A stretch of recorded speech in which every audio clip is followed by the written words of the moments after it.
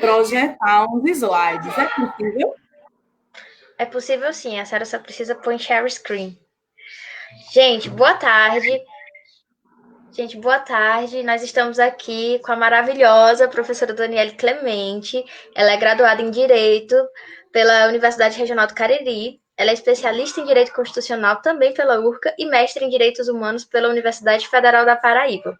E hoje ela está aqui para conversar um pouquinho com a gente sobre marxismo, direitos humanos e a Constituição Federal de 1988. Professora, a tela e a tarde é totalmente sua. Caso a senhora precise compartilhar a sua tela, só precisa apertar em share screen, nesse Sim, botãozinho que eu acredito que estará aparecendo para você. E é acabei isso, de ver. pessoal. Boa tarde. Olá, pessoal, boa tarde. Como a nossa mediadora da tarde apresentou, né? Eu sou a professora Daniele. Eu estudo desde a minha graduação a despeito do marxismo no GEA não, perdão, olha aí, fiz agora uma confusão. No antigo grupo, mediado pelo professor Fábio Queiroz, que é o GEM, né, o Grupo de Estudos Marxistas, e desde então, né, eu tentava fazer uma correlação do direito com o marxismo. Quando eu fui convidada para fazer essa fala aqui para vocês, muito me honrou, porque é um assunto que eu gosto muito, né, de ler, de estudar, mas que faz um tempinho que eu estava um tanto afastada, né, da leitura e da produção acadêmica a respeito dessa temática.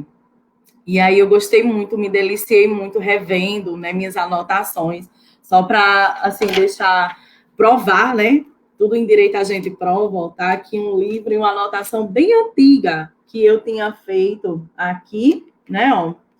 E aí foi uma delícia revisitar as minhas anotações, enfim, conversar com vocês a respeito disso. Então, já de antemão, eu gostaria muito de agradecer esse espaço, porque eu acho que está sendo muito mais interessante para mim em si, né, do que, ou não sei, né, do que vai surtir efeitos ou curiosidades a respeito dessa temática para vocês. Bom, mas como eu estava dizendo, né, eu estudei marxismo durante a minha graduação, né, tentando fazer essa correlação com direito, e eu me enveredei no mestrado em direitos humanos, ainda tentando discutir marxismo, na verdade, discutir os direitos humanos à luz do marxismo. Bom, e aí quando eu fui chamada, né, para falar a respeito disso, direitos humanos, pensar numa perspectiva constitucional à luz do marxismo, eu resolvi trazer um pouco a minha dissertação para discutir com vocês a despeito dessas questões. Isso porque, na minha dissertação, eu estudei um direito em específico, que é chamado direito de resistência, e ele transita muito bem, né, entre as questões ligadas ao direito constitucional, tanto que na pós-graduação em constitucional na URCA, o meu trabalho também foi sobre direito de resistência, né? Esse direito ele vai me acompanhando sempre nesse cenário de pós-graduação. Então, na pós-inconstitucional, eu discuti direito de resistência na Constituição e, né, no mestrado em Direitos Humanos, eu discuti direito de resistência na perspectiva marxista e a compreensão marxista a respeito dos direitos humanos. Então, eu vou pedir licença para vocês, né, para falar desse assunto que muito me agrada, que é o direito de resistência, transitando aqui nessas áreas, né, do marxismo, dos direitos humanos e também do direito constitucional. E aí eu espero que isso fique um pouco mais claro, acho que vocês vão entender a intenção que eu estou fazendo, estou elencando para esse momento, e espero que fique um pouco claro. Mas antes mesmo de começar, eu gostaria de compartilhar com vocês um poema que acho que quem me vê, na verdade, em algum momento em específico de palestra, algo no sentido, já deve ter me visto sempre fazer recitar, na verdade, essa poesia. Então, né, desse livro aqui, o Livro dos Abraços, do Galeano, né? A ideia é que vocês sintam-se abraçados nessa tarde, com esse poema, que sempre que eu leio, ele me retoma sensações a despeito de por que eu escolhi estudar direito de resistência, por que eu escolhi pensar o direito de resistência à luz do marxismo. Então, né, tentar aqui compartilhar com vocês esse poema. Deixa eu ver se eu consigo compartilhar. Então, vamos lá. Vou tentar, viu, gente? Vocês me deem um feedback se deu certo, tá? Vocês estão vendo aqui essa tela com umas criancinhas? Me digam aí, por favor.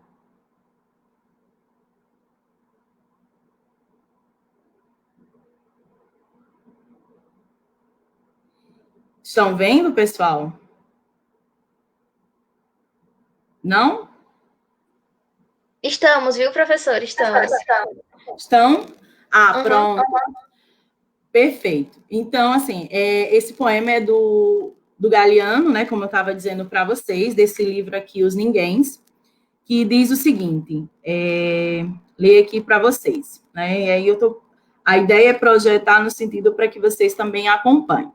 Então, diz o seguinte, as pulgas sonham com comprar um cão e os ninguéms com deixar a pobreza. Que em algum dia mágico a sorte chova de repente, que chova a boa sorte a cântaros. Mas a boa sorte não chove ontem, nem hoje, nem amanhã, nem nunca. Nenhuma chuvinha cai do céu da boa sorte. Por mais que os ninguéms a chamem, e mesmo que a mão esquerda coce, ou levantem com o pé direito, ou comecem o ano mudando de vassoura. Os ninguéms, né? Os filhos de ninguém, os donos de nada. Os ninguéms, os nenhuns, correndo soltos, morrendo a vida, fodidos e mal pagos. Que não são, embora sejam, que não falam idiomas, falam dialetos, que não praticam religiões, praticam superstições, que não fazem arte, fazem artesanato, que não são seres humanos, são recursos humanos, que não têm cultura e sim folclore, que não têm cara, né, tem braços, que não têm nome, tem números, que não aparecem na história universal, aparecem nas páginas policiais da imprensa local. Os ninguéms que custam menos do que a bala que os mata. Essa poesia me remete muito à escolha, né, pelos direitos humanos e estudar, principalmente, os direitos humanos à luz, né, do marxismo, que até então, né, digamos, é uma teoria que um pouco reluz para mim o sentido verdadeiro de produção científica. Bom, mas aí, pegando um pouco esse gancho, eu vou novamente compartilhar aqui a tela. Bom, e aqui eu quero mesmo ver se eu compartilho com vocês o que... Eu não sei se vai. Mas vamos lá, pronto. Compartilhar aqui com vocês esses slides que eu produzi, tá? Deixa eu ver se chegou. Eu imagino que tenha chegado, tá? Você poderia também me confirmar se chegou aí para todo mundo? Aqui tá aparecendo, viu, professora? Ótimo, perfeito, então. Então, ó, como eu estava dizendo, né?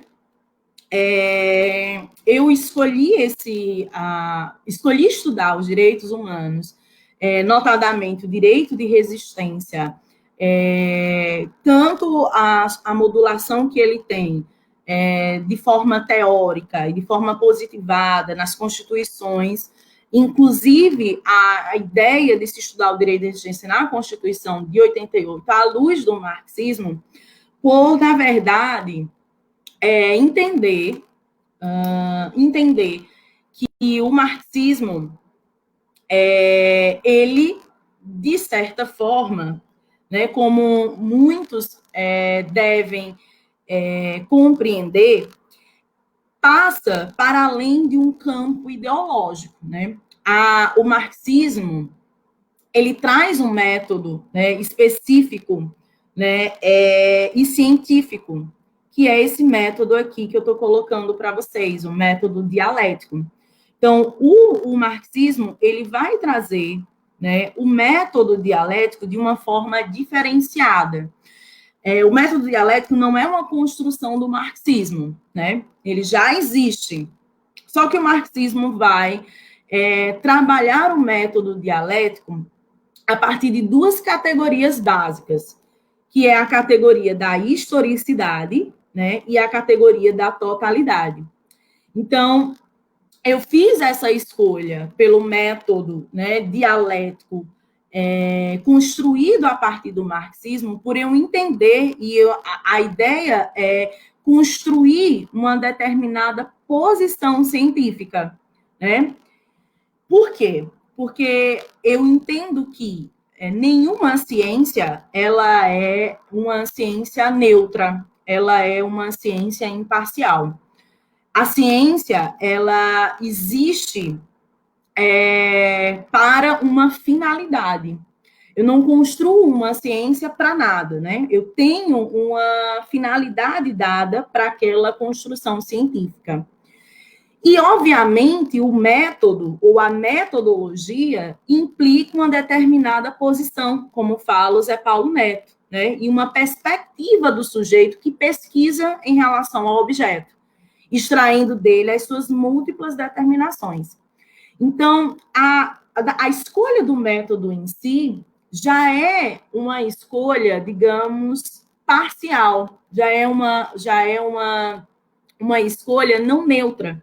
O método já também diagnostica, né, que o sujeito ele tem um campo de visão a respeito, ou um campo de visão que quer estudar, que quer partir ao estudo do objeto. Então, a minha escolha pelo método dialético na perspectiva marxista, sem dúvida nenhuma, não é uma escolha aleatória, mas foi uma escolha bastante pensada, né, e bastante refletida, entendendo que esse método, né, o método dialético, me possibilitaria uma compreensão maior desse objeto que eu estaria estudando. Isso vai ficar um pouco mais claro a seguir, tá? Vou explicar isso para vocês um pouco mais adiante. Mas aqui, né, trazendo essa menção aqui de Marx, que diz o seguinte: a compreensão de um fenômeno e as suas conexões com o real não se dá de forma imediata. Por isso se faz necessário um estudo científico, né? A gente tende a escolher estudar algo cientificamente para abandonar a ideia de senso comum sobre um objeto, né? Já que a aparência e a essência, e é isso aqui eu vou querer destacar, né? Já que a aparência e a essência não são ou não coincidem instantaneamente. E o que a gente vai perceber na maioria dos discursos, né, pseudocientíficos, são discursos que retomam, na verdade, a uma discussão apenas da aparência, né? Sem compreender a totalidade do objeto e o que essencialmente aquilo significa. Então, é por isso que são discursos pseudocientíficos, porque eles não observam o objeto na sua totalidade, mas apenas no que aparentemente significa. Então, é um discurso raso, é um discurso científico que é possivelmente, né, refutado, né, e facilmente refutado. Então, na escolha do método dialético na perspectiva marxista, eu escolhi ele porque eu entendo que essas duas categorias aqui, a historicidade e a totalidade, dá de conta de construir um movimento de vai e vem de estudo sobre o objeto que me possibilita uma maior compreensão da essência do direito de resistência que eu me propus a estudar. Bom, o Lessa vai dizer que conhecer o objeto, isso dentro da perspectiva histórica, né, dessa categoria da historicidade, constitui investigar o processo histórico que consolida e não tão somente o seu formato atual. Ou seja, eu trazer a categoria da história para estudar o objeto não é simplesmente olhar o seu campo de aparência e o seu formato atual, mas entender o processo histórico que levou à consolidação dele. E é por isso que eu acho que o Marx sempre fez reverência, né? Nem referência só, é reverência, né, à história. Ele sempre vai dedicar, né, boa parte dos seus estudos fazendo essa digressão histórica sobre o objeto. E a outra categoria, e aqui eu trouxe a menção do Lukács, é entender que a totalidade é a reprodução mental do real. E aí, gente, a totalidade às vezes parece ser uma categoria muito difícil de ser compreendida, mas veja bem, diz o seguinte, né, o Lukács, que a totalidade é a reprodução mental do real, né, e das categorias que exprimem as determinações da existência do ser. Ou seja, eu vou olhar para o objeto e eu vou entender ou buscar compreender todas as categorias que podem implicar na construção daquele objeto. Bom, mas eu vou trazer essas categorias dentro de um processo de abstração mental, né? Então, eu vou reproduzir mentalmente essas categorias e essas implicações, né? Que ocorrem dentro do meu objeto. Bom, e eu vou tentando fazer abstrações dessas categorias até chegar a um denominador mais simples, né? E sempre, obviamente, né, estabelecendo uma correlação dessas categorias, dessas abstrações mais simples, com os meandros históricos. Até conseguir, obviamente, vou aqui colocar com outra canetinha. Até conseguir, né, dentro desse confronto dessas duas categorias do método dialético à luz do marxismo, encontrar, né, as contradições do objeto. A ideia é perceber que o objeto ele é contraditório. Quais são essas contradições reais? Quais são essas contradições que partem e que estão na sua essência? E, obviamente, encontrar as mediações. Bom, e por que eu digo isso? Porque, inclusive, o objeto a qual eu me deparei, o estudo a que eu fiz, me remontou inúmeras contradições e inúmeros processos de mediações, né? Que a relação conjunta da historicidade e da totalidade me apontaram, tá? Bom, pensando, então, nessa perspectiva da historicidade, eu trouxe para vocês, como eu havia dito, o direito de resistência como um direito para exemplificar, né, a relação de direitos humanos, de direito constitucional e, obviamente, refletir esse direito de resistência sobre essas duas perspectivas à luz do marxismo.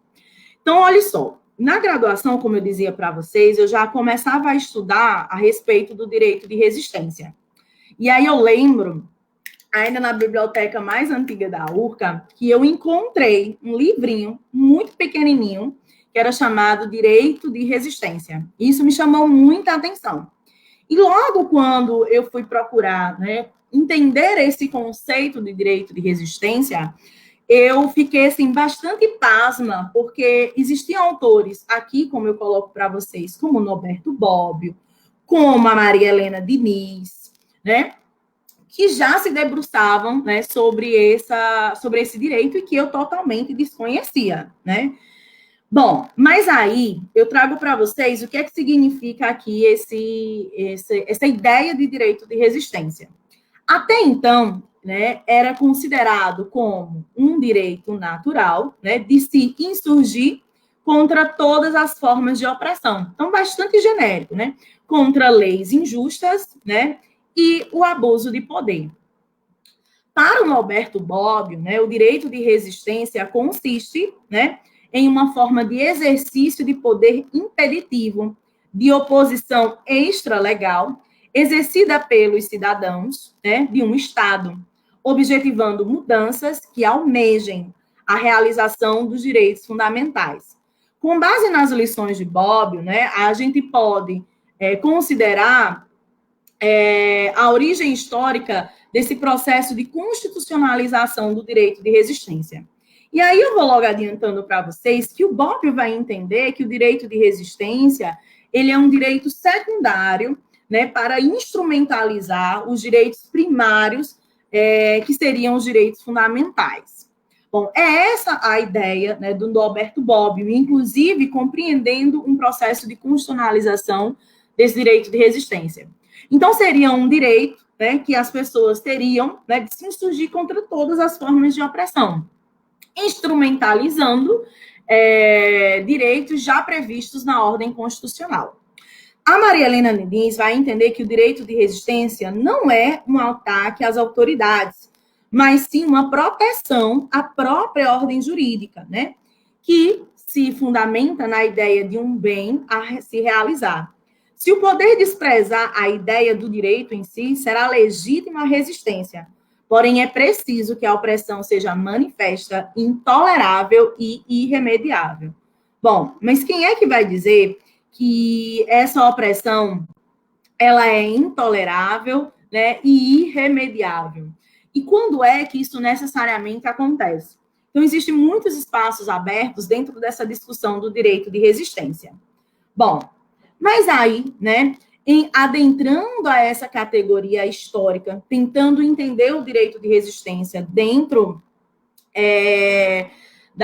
dos seus meandros históricos, a gente vai entender que a construção teórica do direito de resistência, ela perpassa basicamente por dois grandes posicionamentos, né, de fundamentação jurídica. A fundamentação jurídica do justnaturalismo e do justpositivismo, né, que deve ser muito conhecido por todos vocês. Bom, mas nessa perspectiva de direito natural, sem dúvida nenhuma, e eu havia colocado aquele conceito do Rocha, né, já de se entender o direito de resistência como direito natural, vai se entender os seus resquícios desde aqui de Antígona, né, quando ela desobedece o Edito de Creonte, a compreensão de São Tomás de Aquino, entendendo que a resistência ela é válida frente ao tiranicídio, ou seja, frente a um governo tirano.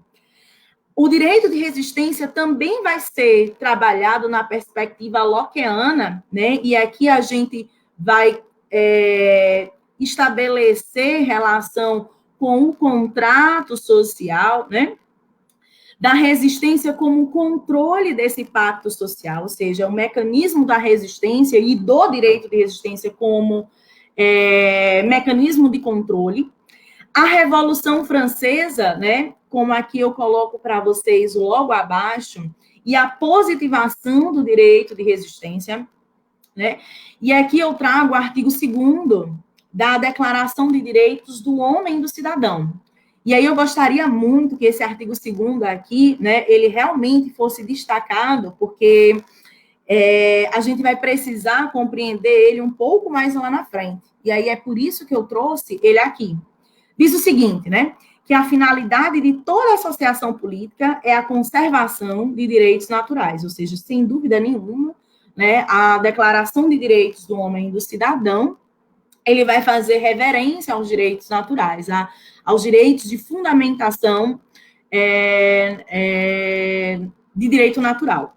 E aí diz o seguinte: é a conservação de direitos naturais e imprescritíveis do homem. E esses direitos são, né? Aí ele vai dizer, a liberdade, a propriedade, a segurança e a resistência à opressão. E aqui eu destaco para vocês, né, a resistência à opressão como um dos primeiros documentos em que passa a ser positivado, né, a resistência como direito. Então, perceba que o direito como regis pós-facto, né, ou seja, o direito, ele é um instrumento pós-facto. Na Declaração de Direitos do Homem e do Cidadão, a resistência à opressão vem no sentido de legitimar, né, a Revolução Francesa, né? Ou seja, é uma narrativa de legitimação da construção agora do Estado, né, de direito, da construção do Estado moderno. Bom, o que a gente vai perceber ainda mais adiante, dentro dessa construção teórica, Kant mesmo vai entender que o direito de resistência, na modalidade da sua insurreição, ele acaba sendo um mecanismo contraproducente para o próprio Estado, como um mecanismo mesmo de resetar, né, o Estado. Veja, se eu confiro o direito aos sujeitos deles se insurgirem contra o próprio Estado, é como se eu estivesse criando um botão, né, de resetar ou de restabelecer uma nova ordem. Então, Kant acha, de certa forma, prejudicial esse tipo de direito, ser normalmente positivado em constituições, em documentos magnos, né? Já Turreau, né, um pouco mais adiante, ele vai entender pela necessidade do direito de resistência como uma espécie de desobediência civil. E veja, e pasme, né, a Hannah Arendt também, ela vai pensar o direito de resistência na perspectiva de objeção de consciência. E aí a gente vai compreender, né, mecanismos de objeção de consciência na nossa própria Constituição, né?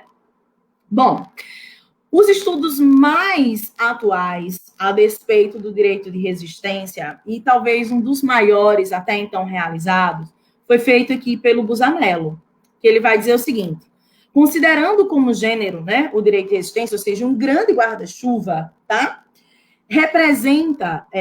Apresenta as seguintes espécies, na acepção de Busanello: a objeção de consciência, que era aquela que eu estava falando na perspectiva da Hannah Arendt, a possibilidade de greve política, né, a desobediência civil, que foi aqui construída pelo Turreau, o direito à revolução e o princípio da autodeterminação dos povos, ou seja, o sujeito resistir no sentido, inclusive, de construir uma nação, né, em um determinado território, enfim, com os elementos de construção dessa identidade de povo. Bom, o que a gente vai perceber é que o Busanello, ele vai entender o direito de resistência na Constituição Federal de forma explícita, né, por meio dos remédios constitucionais, por meio do referendo, plebiscito, a partir das leis de iniciativa popular, todos como mecanismos de resistência e de controle. E ele vai entender que também existe a possibilidade do direito de resistência na Constituição, né, está aqui de forma implícita, né, através do artigo 5º, né, parágrafo 2º da CF, que vai prescrever que os direitos e garantias expressos na Constituição não excluem outros decorrentes de regimes e dos princípios por ela adotados, ou de tratados internacionais que a República Federativa do Brasil seja parte. Bom, pessoal, então imagine que, né, eu me deparei com essa construção teórica, com essa construção, digamos, jurídica a respeito do direito de resistência na graduação. E aí, eu vou até interromper por enquanto aqui o compartilhamento, né? E dizer para vocês que eu estava, basicamente, apaixonada por esse assunto na graduação. Eu disse, nossa, então temos um direito de resistência no Brasil, né? De forma explícita, implícita, mas temos direito de resistência. Como isso é necessariamente revolucionário, é progressista. E aí, né, eu estudei isso na pós-direito constitucional, né? Entendendo os mecanismos do direito de resistência na Constituição. E aí, depois, obviamente, né, de sedimentar essa compreensão, partir para em nível de mestrado. Lá eu chegando, eu disse para o meu professor orientador que eu queria estudar o que o marxismo poderia falar a respeito do direito de resistência. E lá eu encontrei uma carta do Engels, né, que ele fala exatamente sobre o direito de resistência, de que adianta, né, haver ou não uma prescrição de direito de resistência com as pessoas com armas nas mãos, ou seja, fazendo a revolução, ou seja, sendo revolucionários, assim como os burgueses foram na Revolução Francesa. De que adianta haver uma legislação impedindo o direito de resistência se as pessoas elas vão, né, realizar o fato jurídico ou o fato jurígeno, que é mais correto dizer, a respeito de resistir a essa opressão. Existir ou não um dispositivo normativo, isso era o pensamento de Engels. Pouco vai importar na construção de uma nova ordem jurídica. E aqui eu faço, na verdade, como eu disse, uma comparação com a vedação, olha só. E, gente, eu não estou querendo aqui ser terrorista, não, mas olha só, é só no sentido de abstração, né? Vamos pegar aqui a ideia da totalidade de Marx e vamos abstrair esse objeto. Então, imagine aqui o mecanismo de resistência. Vamos resistir a esse Estado. Imagine aqui grupos paramilitares que são vedados pela nossa Constituição, mas que eles conseguem, por exemplo, usurpar o poder e instalar uma nova ordem, ou seja, uma nova Constituição. E, né, essa nova Constituição legitimando o estado de coisas. Veja só, nós tivemos basicamente 7 constituições, né, na nossa história. E aí, cada Constituição que veio foi para legitimar o estado de coisas, que até então estava vigente. Então, esse poder constituinte, né, originário, que é ilimitado, nada iria, digamos, limitar a existência de um dispositivo anterior na ordem constitucional pretérita. Então, o direito de resistência, estando ou não positivado, não seria instrumento capaz de impedir a insurgência de um povo ou a insurgência de um poder para instaurar uma nova ordem. Percebe, portanto, que esses dispositivos, de certa forma, eles acabam sendo inócuos se esse movimento de resistência, de revolução, de golpe, for vitorioso. Então, com essa indagação, o meu orientador disse: você tem certeza que o direito de resistência é um direito? E eu me perguntava assim, como não, né? Se o Busanello fala que é um direito de resistência, se o Bobbio fala que é direito de resistência, se a Diniz fala que é um direito de resistência, como que eu vou dizer que não é um direito, né? Como que eu vou dizer que não é um direito? Como que eu vou me contrapor a essas pessoas, né? Imagine. E aí ele me fez, ele, na verdade, me incumbiu dessa tarefa bastante árdua, que é meio que remar contra a maré e pensar se o direito de resistência, a partir do marxismo, era considerado efetivamente um direito. Eu poderia dizer que existem direitos, essencialmente direitos, Não sei se eu estou conseguindo me fazer entender. Será que existe algum direito que é essencialmente direito? Ou seja, algo que ninguém nunca possa retirar de você, porque aquilo é necessariamente um direito?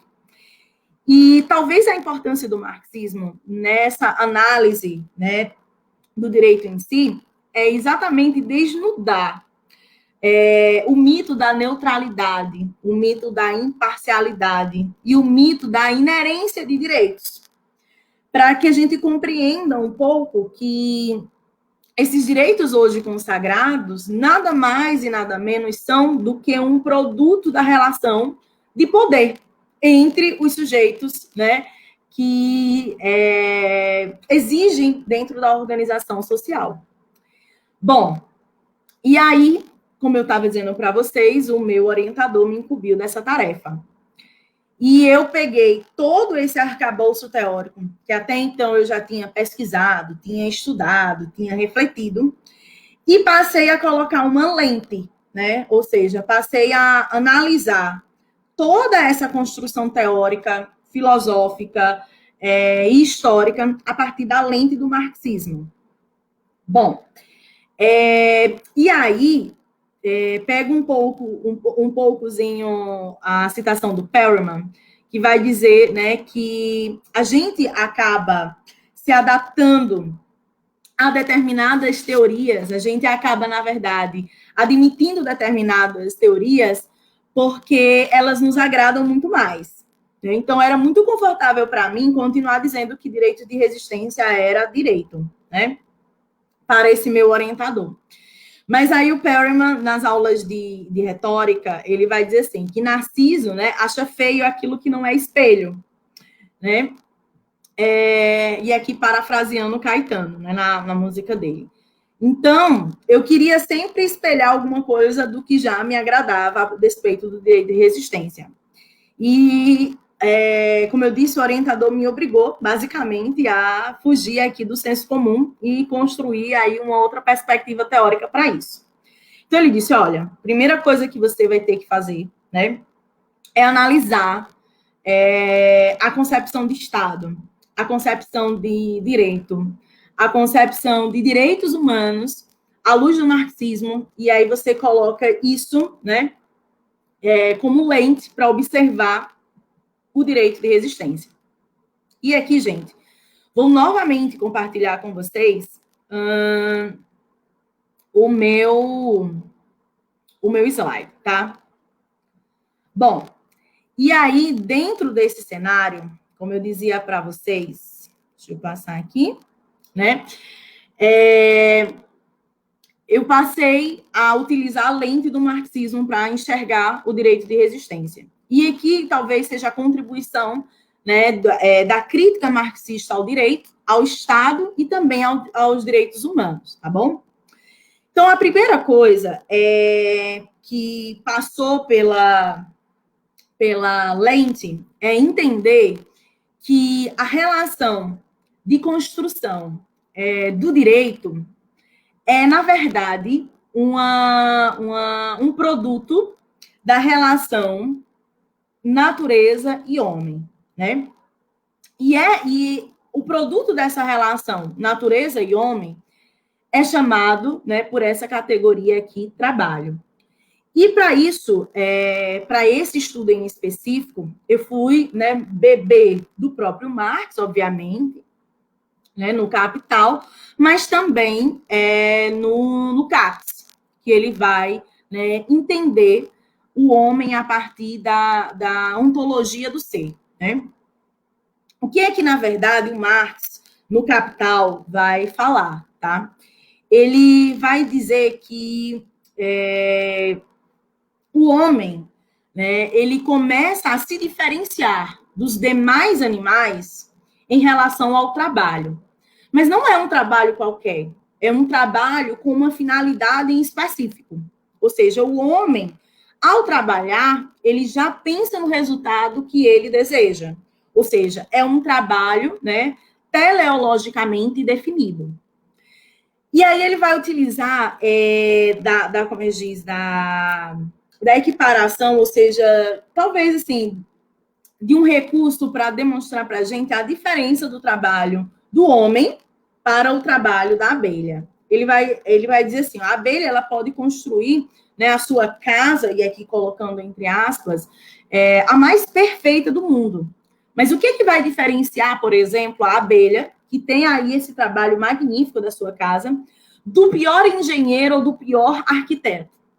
Né? E aí o Marx vai entender que é a teleologia, a finalidade. Aquele homem construiu aquela casa para quê? Para si, para vender para outra pessoa, para realizar ali uma convenção. Então, aquele trabalho existe, né, uma finalidade para ele. E a cada trabalho que o homem vai realizando, ou seja, para cada relação que o homem vai estabelecendo com a natureza, vai surgindo um produto, e desse produto, né, e a sua relação com esse produto, ou seja, com esse trabalho, vão surgindo novas necessidades. Então, nesse complexo de complexo, é o produto, ou seja, é esse trabalho aqui realizado que vai gerando outras necessidades. E aqui, a necessidade, por exemplo, da linguagem, a necessidade, né, dessa produção do excedente, a determinação aqui do direito, do Estado. Então, a cada trabalho, a cada produto que o homem vai necessariamente produzindo, vão surgindo outras necessidades, outras relações ainda mais complexas. Por isso que o Lukács vai entender, né, que o homem ele vai, na verdade, se relacionando com a natureza e com outros homens a partir dessa relação de complexo de complexos. Tá? Bom, mas entendendo, portanto, que o direito é um produto, digamos, é um resultado, né, da relação do homem com a natureza, a partir, obviamente, do seu trabalho e do resultado do seu trabalho, a gente vai chegar ao ponto de que o homem ele precisou construir, né, por ficção, um instrumento que viesse a reger as relações entre os seres humanos, né, entre os próprios homens. E a gente sabe que existe na ficção jurídica, a partir, obviamente, das questões ligadas ao contrato social, de que o Estado é fruto, né, desse grande pacto. E, obviamente, os direitos, a construção do Estado moderno, a construção, inclusive, dos direitos do homem e, por conseguinte, dos direitos humanos, tem por base, né, essa ficção, né, do contrato social. Bom, e aí o Marx, eu preciso dizer também isso para vocês, que eles, ao contrário do que poucas pessoas compreendem ou sabem, ele era um grande entusiasta da burguesia, porque ele achava que a burguesia era uma classe revolucionária. Mas a partir do momento que ele passa a debruçar-se a respeito da Declaração de Direitos do Homem e do Cidadão, ele passa a entender que a burguesia ela não é necessariamente uma classe revolucionária, mas uma classe da reforma, né, de construção desse novo Estado de Direito. Bom, e aí nesse livro, que aqui eu posso colocar como Para a Questão Judaica, algumas outras edições sobre a questão judaica, outras edições à questão judaica, o Marx vai trazer uma crítica a despeito da construção teórica do Bruno Bauer, que ele entende que para haver a emancipação política, necessariamente os sujeitos deveriam abdicar de sua religião, né? E aí, o Marx, como judeu, né, inclusive compreendendo a pluralidade das religiões, entende que não é necessário que o sujeito abdique da religião para que seja emancipado politicamente e faça parte do Estado. Então, nessa crítica a despeito da construção teórica do Bruno Bauer sobre emancipação política, ele passa a se debruçar sobre os direitos do homem e do cidadão. E é aí que ele constrói essa crítica aos direitos humanos, onde a gente começa a perceber as pinceladas de uma futura crítica à construção dos direitos humanos. Então, é o seguinte. Na página 63 desse livro, que eu mostrei para vocês, ele vai dizer o seguinte: os droits do homem, né, e os direitos humanos, distinguem-se como tais dos direitos do cidadão, ou seja, dos direitos civis. Ele vai dizer que existe uma diferença entre os direitos do homem e dos direitos do cidadão, ou seja, é essa crítica a essa declaração. Qual homem que aqui se distingue do cidadão? Qual é o homem que se distingue do cidadão? Simplesmente um membro da sociedade burguesa. Porque se chama membro da sociedade burguesa de homem, homem por antonomasia, e dá-se a seus direitos o nome de direitos humanos. Como explicar o fato? Pelas relações entre o Estado político e a sociedade burguesa. Pela essência da emancipação política. Ou seja, aqui ele não quer só estudar a aparência da emancipação política, mas a essência dela. E aí ele vai entender que esse homem não é um homem real, não é um homem, digamos, concreto, das relações concretas e cotidianas, mas é um homem abstrato, que é o homem, na verdade, burguês. Ou seja, esse homem criado pelos direitos do homem, pela Declaração de Direitos do Homem, não é o homem real, das relações reais, mas esse homem, né, hipotético e burguês. Né? Registremos antes de mais nada o fato de que os chamados direitos humanos, os direitos do homem, ao contrário dos direitos do cidadão, nada mais são que os direitos do membro da sociedade burguesa. Isto é, do homem egoísta, e aqui eu fazer questão de grifar, do homem egoísta, do homem separado do homem e da comunidade. E aí a grande crítica que se faz é que a ideia de igualdade, de liberdade e de fraternidade não eram necessariamente ligadas ao homem, né, ser igual ao outro homem, mas era o homem burguês ter igualdade de contratar com o outro homem burguês. Que o homem burguês tivesse liberdade de contratar com outro homem burguês. É por isso que ele vai dizer que as pessoas que não têm necessariamente o que contratar, o que vender, eles estão dentro dessa relação concreta e real de homem dentro dessa sociedade? Não, eles estariam excluídos.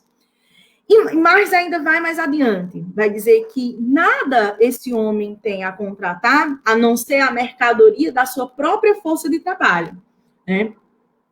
Ou seja, a sua força de trabalho ser tornada até então como mercadoria, o que deve ser expurgado esse sentido, né? Porque é quase um sentido que eu poderia dizer prejudicial à construção de uma verdadeira emancipação humana. Porque o Marx vai fazer essa crítica de que a construção desse Estado moderno, desse Estado de direito, nada mais e nada menos garantiu do que a emancipação política e não a emancipação humana.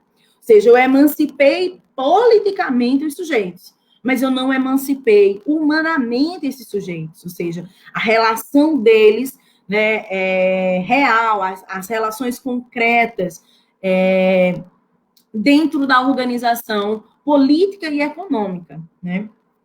Bom, e aí, tecendo um pouco mais adiante, entendendo que esses direitos humanos, né, não são direitos, ou melhor, esses direitos humanos, também conhecido como direitos humanos até então, não seriam direitos do homem real, mas sim do homem burguês, ou seja, só teriam direitos do homem quem fosse necessariamente burguês.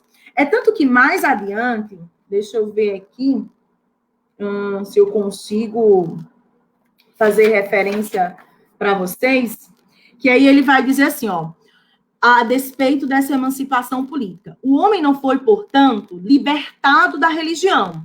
Ele recebeu a liberdade de religião. não foi libertado da propriedade, né? Ou seja, não houve emancipação humana, mas ele recebeu a liberdade de propriedade. Não foi libertado do egoísmo do ofício, mas recebeu a liberdade de ofício.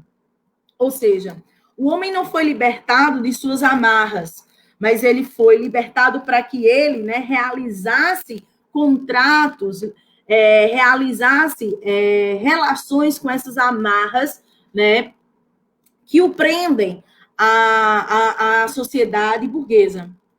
Bom, e aí, nesse sentido, nessa esteira, né, o Marx também vai dizer que o Estado moderno não é senão um comitê para gerir os negócios comuns de toda a classe burguesa. E aqui, né, eu coloco para vocês que essa citação está lá no Manifesto Comunista, né, Marx e Engels. E ele vai entender como um grande comitê, né, para gerir esses negócios. Afinal de contas, né, a gente olhar para a composição do Estado, a gente vai ver, no sentido de representatividade, muito mais pessoas que estão gerindo o Estado ligados aos setores burgueses. Né? Então, por isso que aqui, ao espelhar esse Estado, né, dentro das suas relações concretas e reais, vai se entender muito mais como um grande comitê para gerir esses negócios. Afinal de contas, quem está instrumentalizando o Estado, necessariamente, é a classe burguesa. E se não for a classe burguesa, ela financia essa pessoa, né? Bom, um outro sentido aqui também, aqui criado pelo Ralph Miliband, ele vai entender que, na maioria dos casos, e em essência, esses interesses, né, da classe burguesa estão, né, fundamental e irrevogavelmente em choque. Né? Esses interesses, né, da relação, na verdade, esses interesses geridos a partir desse Estado para a classe burguesa sempre estão, né, em choque. Ó, de modo que o Estado não pode ser um fideicomissário comum deles. Né? Ou seja, sempre existe, e aqui pegando, né, as duas categorias que são produtos da relação e da historicidade e da totalidade, que é a contradição e a mediação da coisa em si. O Estado, né, nessa perspectiva de gerir esses negócios comuns da classe burguesa, entra em choque, obviamente, né, com os outros setores de disputa de poder, né, que podem ser os trabalhadores, que podem ser, por exemplo, as mulheres.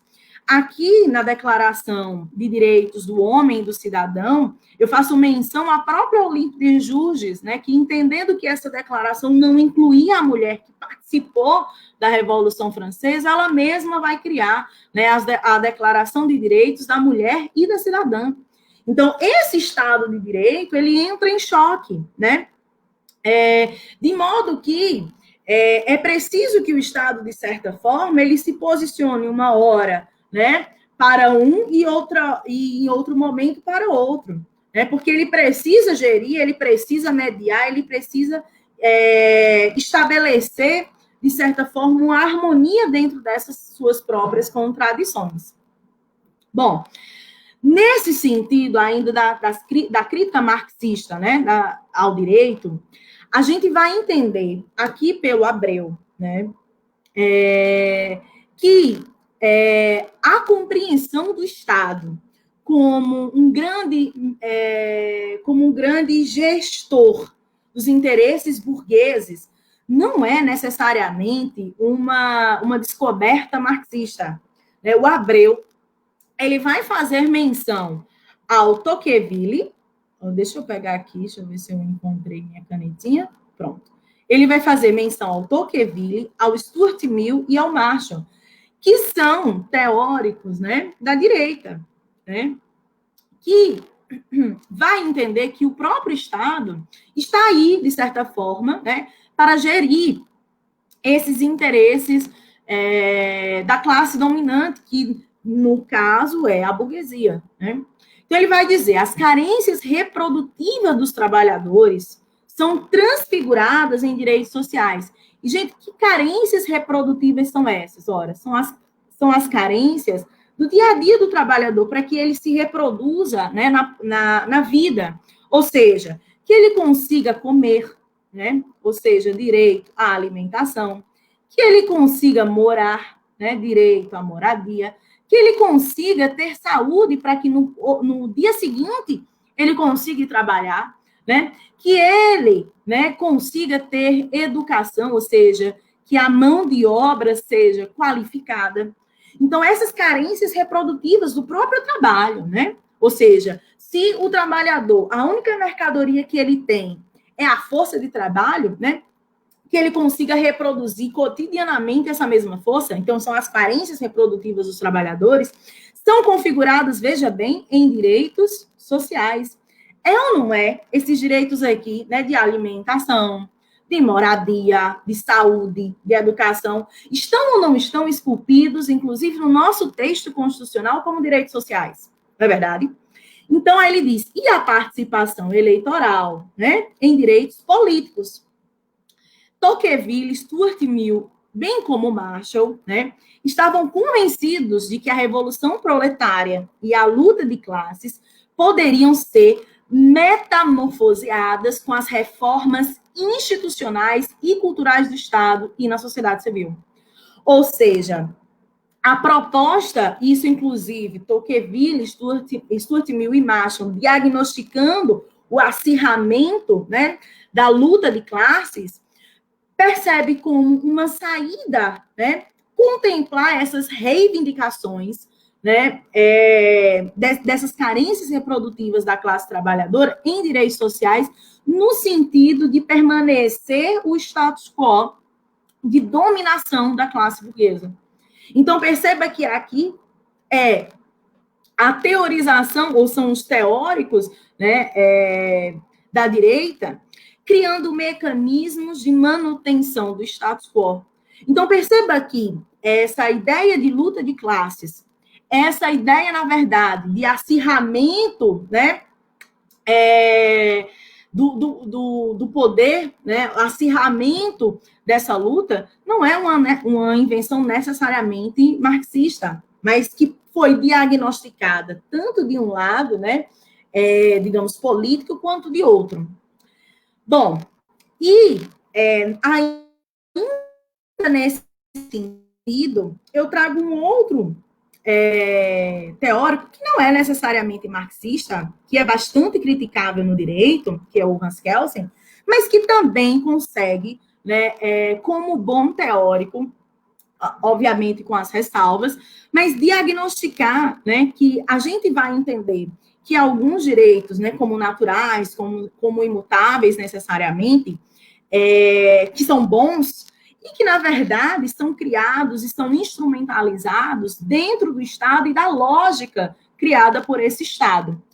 Se você lembrar do slide anterior, o Marx ia dizer que o Estado moderno, né, os direitos do homem que consolidou esse Estado moderno, esse Estado de direitos, é um direito do homem egoísta, né, burguês, individualista, que não está ligado à ideia de coletividade, de cidadão, essencialmente, mas está ligado, na verdade, ao posicionamento, aos interesses, né, individuais. E aí, como bom teórico, obviamente, obviamente com as aspas devidas, né, o Kelsen vai dizer, a democracia é uma forma de regime justa, pois assegura a liberdade individual. Né? Veja bem, a liberdade individual. Isso significa que a democracia é um regime justo somente sobre a premissa da conservação da liberdade individual, seu fim maior. Se, em vez da liberdade individual, a segurança econômica for presumida como fim maior, e se for possível comprovar que ela não pode ser garantida sobre um regime democrático, então, outra forma de regime, mas não mais a democracia, deverá ser aceita como justa. Outros fins exigem outros meios. Portanto, a democracia só é justificável como forma de regime relativa e não absolutamente boa. Mas se você lembrar, os direitos humanos vai trazer, inclusive, a democracia como, né, como um direito humano, né? E um direito humano que, inclusive, é estandarte e bandeira, né, para a subjugação territorial de muitos países. Quantos países, na verdade, foram invadidos, melhor assim dizer, com a perspectiva de levar, né, o direito humano à democracia, tá? Bom, eu acho que alguém já está me dizendo assim, minha filha já falou demais, né? Mas vamos lá. Bom, então, eu coloco aqui para vocês nesse sentido, e trazendo outros autores, né? O Abreu, ele é um assistente social marxista, né? Que vai fazer esse estudo a respeito do Tocqueville, do Stuart Mill e do Marshall, exatamente, né? Descrevendo que até mesmo as pessoas que não eram marxistas compreendiam o acirramento da luta de classes e a necessidade, né, de configurar essas carências reprodutivas em direitos sociais, e que nem todos esses direitos humanos, eles são necessariamente absolutos, que as relações concretas, né, a organização econômica, ela pode ir ditando outras finalidades, e necessariamente isso pode modificar, ou seja, a democracia não é necessariamente, e aqui palavras, inclusive, do próprio Kelsen, né, é um regime absolutamente, né, bom, e sempre necessário como forma de governo. Bom, como regime, perdão, de governo. Bom, para encerrar essa crítica marxista ao direito em específico, eu trago duas citações. A do Marx, no livro A Crítica à Economia Política, e essa do Pachucanes, né, que ele vai estudar direito e marxismo. Bom, entendendo, portanto, pegando aquele gancho inicial, de que os direitos do homem, ele, na verdade, se afasta da concepção de direitos do cidadão, porque o direito do cidadão, eu iria compreender o homem dentro dessa perspectiva mais coletiva, então afasta-se essa perspectiva para perceber que esses direitos, a liberdade, a igualdade, né, a fraternidade, era, na verdade, para contratar, para estabelecer relações jurídicas com o outro. Dentro, obviamente, da organização social capitalista que ali estava surgindo. A gente sabe, né, que o capitalismo, necessariamente, ele se estrutura com a criação também do Estado moderno. Ele vai se sedimentar ali, né? E aí, nessa crítica, né, à economia política, Marx vai entender o seguinte, que as relações jurídicas, bem como as formas do Estado, não podem ser explicadas por si mesmas. Ou seja, olha aqui a perspectiva da totalidade, tá? Ou seja, eu não vou estudar o direito pelo direito em si, né? Eu vou estudar, obviamente, o direito a partir das suas determinações, né? Ou seja, das categorias ali que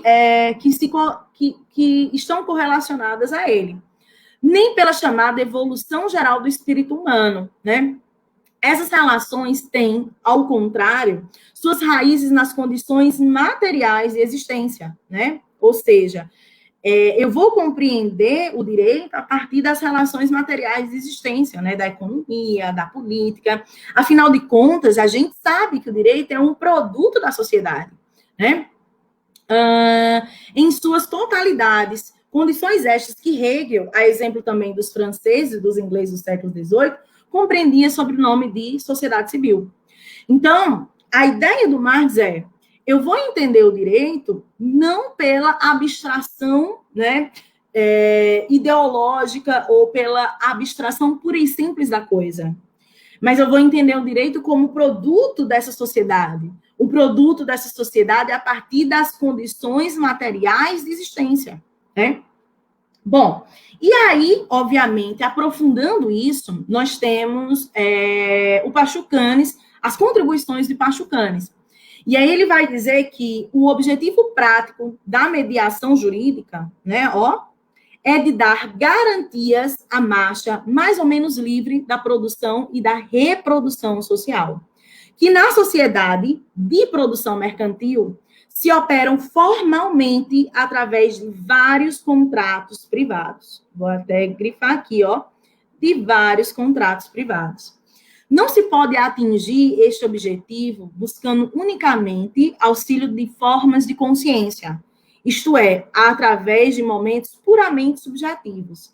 É necessário, então, recorrer a critérios precisos, a leis e a rigorosas interpretações de leis, a uma casuística, a tribunais e a execução coativa das decisões judiciais. É por esse motivo que não podemos, né, nos restringir à análise da forma jurídica à pura ideologia, né? A pura ideologia, desconsiderando os mecanismos objetivamente existentes. E aí, pessoal, me permita trazer uma parte jocosa do Capital, que Marx diz assim, que as mercadorias, elas não podem ir sozinhas, né, se relacionar. É preciso que os homens, né, realizem a troca dessas mercadorias, porque elas não vão sozinhas ao mercado. O homem é que leva essa mercadoria. Então, nessa perspectiva, o direito, ele passa a ser construído para movimentar inicialmente, né, e estabelecer segurança a relação contratual dessas mercadorias. Por isso que aqui o Plastucanes vai dizer, né, que se operam formalmente através de vários contratos jurídicos privados. Ele vai entender que a forma jurídica da mercadoria é, em última instância, a forma mercantil, né? Nós estabelecemos micros contratos, né, dentro das relações sociais, dentro das relações políticas, são contratos. Obviamente, aqui, pessoal, não quero que você necessariamente estabeleça valores, né, para esses contratos, mas são contratos, tá? Contratos, por exemplo, sem necessariamente um valor pecuniário, mas são contratos, né? São contratos jurídicos e privados. E aí, nesse sentido, essa forma mercantil de estabelecer esses contratos, de estabelecer esses acordos, é que acabam sendo um mote, né, para digamos assim, para a sedimentação do ordenamento jurídico odierno como a gente tem hoje. É a base, né? É entendido como a base. E aí, pessoal, ainda falando do direito de resistência, né, nós também tivemos a ideia do direito de resistência na Constituição Federal de 88, né? Por isso que o Busanello, enfim, e outros autores, eles não estavam, né, tão enlouquecidos a pensar em um direito de resistência na nossa CF. Isso por quê? Aqui eu trouxe para vocês o debate do direito de resistência na Constituinte de 88. Então, eu coloco aqui para vocês que o José Genuíno, né, ainda nos debates na Assembleia Constituinte, ele apresenta uma ementa relativa ao direito de resistência, né, perante a Comissão de Soberania e dos Direitos e Garantias do Homem e da Mulher. E também a Subcomissão de Direitos Políticos, Direitos Coletivos e Garantias, né? E a emenda tinha o seguinte teor: acrescentar ao artigo 3º, né, da Constituição, é assegurado a qualquer pessoa o direito de se insurgir contra os atos de autoridade pública que violem os direitos universais da pessoa humana. E a justificativa dessa proposta de emenda, né? A proposta parte do princípio da soberania popular e de que o povo deve se constituir o principal sujeito político nos assuntos públicos, né? Ou seja, uma maior participação. Dentro dessa ideia de que todo o poder deve ser expressão do povo, define os dois mecanismos básicos para o seu exercício: a delegação democrática e a participação popular direta. E estabelece as finalidades sociais e de realização humana em função das quais o poder deve se organizar.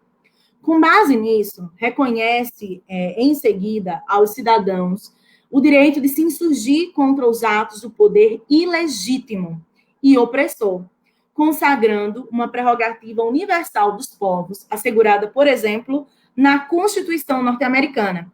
Então, a gente vê, por exemplo, aqui que o direito de resistência em nada tem a ver, por exemplo, com o direito necessariamente socialista, né? Inclusive, essa é a defesa do José Genuíno, né, na Constituinte. Existe um trabalho muito bacana da Fernanda Andrade, né, sobre os debates na Constituinte. E aí ela vai trazer a discussão a respeito do direito de resistência. E uma das falas, inclusive, do José Genuíno era dizer, olha, o direito de resistência não é um direito de vertente socialista. Pelo contrário, né, é um direito burguês. Foi criado na Revolução Burguesa, na Revolução Francesa. Em nada tem que se falar que é um direito necessariamente socialista. Mas, mesmo assim, entendeu-se pelo caráter, digamos, autodestrutivo de se configurar um direito desse tipo, né, positivar ele na Constituição. É como se desse, eu não sei se vocês lembram, é como se desse, na verdade, a Constituição um botão, né, de autodestruição para o povo, né? Eu vou criar resistência, possibilidades de resistência. Então, as pessoas podem, vez por outra, acionar esse botão, né, e resistir contra a ordem. Bom, esse foi o debate na Constituição Federal. E aí vocês sabem que a nossa Constituição Federal de 88, ela tem esse nome de ser cidadã, não aleatoriamente. Afinal de contas, a gente saía daquele regime democrático, mas também, a gente também teve a participação através dos lobbies, né, na Constituinte, ou seja, a participação das mulheres, a participação dos negros, a participação,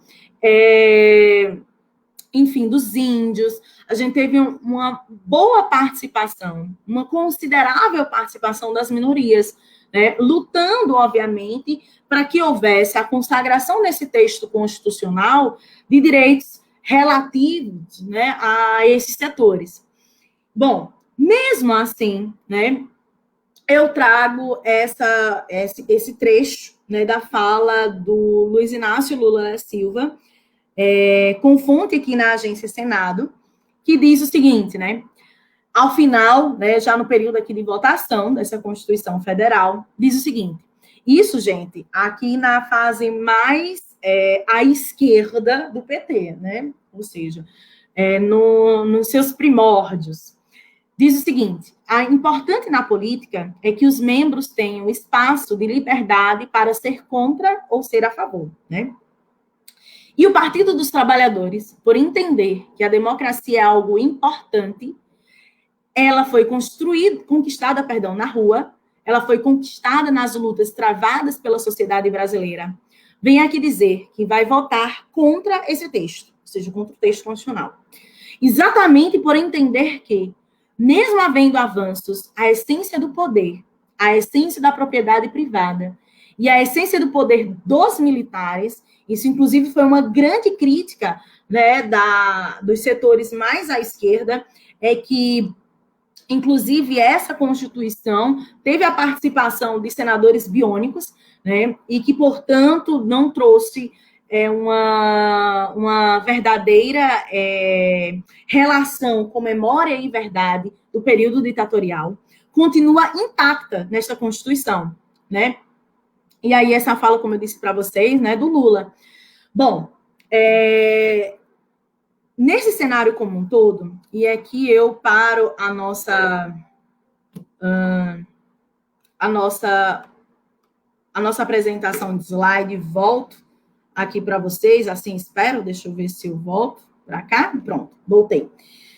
O que fica, na verdade, como um aparato geral, né, de análise é que a concepção marxista, né, para o direito, também para a nossa Constituição Federal, acaba como criar uma grande contribuição para que a gente desvende, né, o mito de que o direito ele é um ente abstrato, superior, né, aos indivíduos e ideologicamente perfeito, quando, na verdade, ele é produto dessa relação imperfeita, dessa relação de opressão, dessa relação, na verdade, de subalternização dos sujeitos. E que tem claramente um interesse, né? Um interesse econômico, um interesse político. Né? Então, a crítica marxista vem exatamente nos apresentar, né, que o direito não é algo perfeito, né, que consegue dirimir todas as relações ou todos os conflitos sociais, né, presentes nas nossas relações cotidianas.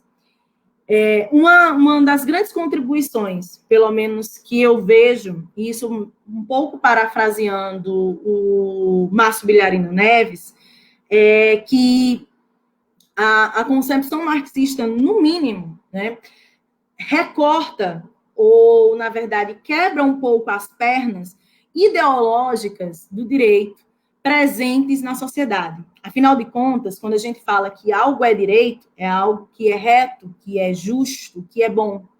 Mas será mesmo que todas essas regras estipuladas pelo direito é necessariamente justo e bom? Ou é, na verdade, um produto, né, do acirramento da luta de classes? Né, que em um determinado momento ele passa a ser bom e em outros não. E aí eu preciso dizer para vocês que o direito de resistência ele foi utilizado para legitimar o estado de coisas, ou seja, legitimar o Estado moderno burguês após a Revolução Francesa, mas que nas constituições seguintes foi retirado. Ou seja, o direito de resistência que legitimou o Estado de direito foi retirado por entender que, naquele momento, eu já não precisava mais dar poder ao povo, porque já havia, né, conquistado, ou seja, a classe burguesa já havia conquistado o que necessariamente ela tinha como objetivo, que era se instaurar o Estado que desse liberdade, que desse igualdade para contratar. Né? Não precisava mais haver um acirramento dessa resistência e dessas opressões. Né? Ou seja, existem determinadas opressões que são, né, de certa forma, suportadas pelo direito. Dentro da moldura da norma, né, como diz o nosso caso, são suportadas. Então, o direito de resistência foi retirado do ordenamento jurídico. É tanto que, por exemplo, hoje, atualmente, basicamente, nós só temos duas constituições que claramente trazem o direito de resistência, né? Que é a Constituição alemã e a Constituição portuguesa. E nós temos, na América Latina, né, também uma outra Constituição que tem um vai e vem, né, de direito de resistência, que é a boliviana. Mas, fora isso, o direito de resistência que foi direito de instauração do nosso Estado moderno foi retirado, né? Então, isso demonstra ainda mais o interesse de legitimar uma narrativa, né, de direitos, que uma hora pode ser utilizada de uma forma, né, e que outra hora pode ser usurpada, que pode ser retirada sem necessariamente explicações maiores. E isso nos traz a reflexão de se um direito ele pode ser retirado, né, ou se um suposto direito pode ser retirado de um ordenamento jurídico, ele é necessariamente um direito ou ele seria um fato? Né? Se um direito, para ser essencialmente direito, ele não precisa estar sempre, né, positivado ou, no mínimo, consagrado? Será que não perpassaria por essa reflexão? E aí, gente, é matéria para muito mais debate, assim, porque essa questão não se encerra aqui. Mas, como eu disse para vocês, a contribuição marxista, primeiro, pelo menos dentro da perspectiva de análise do direito. Primeiro é o método, né? Você analisar o objeto que você pretende estudar dentro de uma perspectiva mais totalizante. E eu não estou falando totalitária, né? Para as pessoas não confundirem as coisas. Totalizante, ou seja, na totalidade. Observar todas as implicações que podem ser possíveis. Implicações econômicas, implicações políticas, implicações culturais, implicações filosóficas. Então, tentar compreender o objeto da forma mais abrangente possível. E, obviamente, né, compreender que esse objeto ele não pode ser estudado somente no seu estágio atual, mas é preciso que eu debruce, né, sobre o processo de construção histórica desse objeto, porque ele não foi criado do nada, né? Existe, obviamente, toda uma herança histórica que traz, né, por trás do próprio objeto. E, como eu disse, a primeira contribuição é o método, e a segunda, né, é o desvendamento, através, obviamente, do método, das relações jurídicas que estão, na verdade, fundamentadas não por si mesmas, né, mas essas relações jurídicas, elas estão fundamentadas a partir, né, da organização social. Organização social essa que perpassa por outros campos, né? Que não é somente do direito, mas uma organização social que perpassa pelo campo da economia, que perpassa pelo campo da política, do poder, né? Da disputa de poder. Então, o direito não está alheio a isso. E aí a concepção marxista vem exatamente apontar, né, que o direito não está alheio a nada disso. A Constituição Federal, né, não estava alheio à disputa de poder. É tanto que, como eu coloquei aí no último slide, né, os partidos começaram a perceber, os partidos até então, mais à esquerda, começaram a perceber que algumas relações de poder, né, ainda estavam permanecendo intactas, ou seja, ainda não tinham sido necessariamente contraditadas, né? Elas não tinham sido necessariamente discutidas, extirpadas da nova construção de organização social política erigida a partir da Constituição Federal.